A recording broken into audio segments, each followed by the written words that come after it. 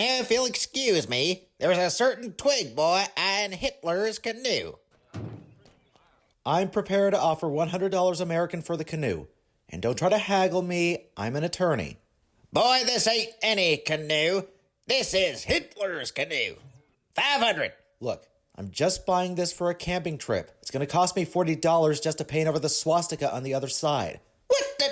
Paint over the swastika? This here's my war trophy. You're painting over my victory. The deal is off. Well, too bad. Oh, fine. Sold.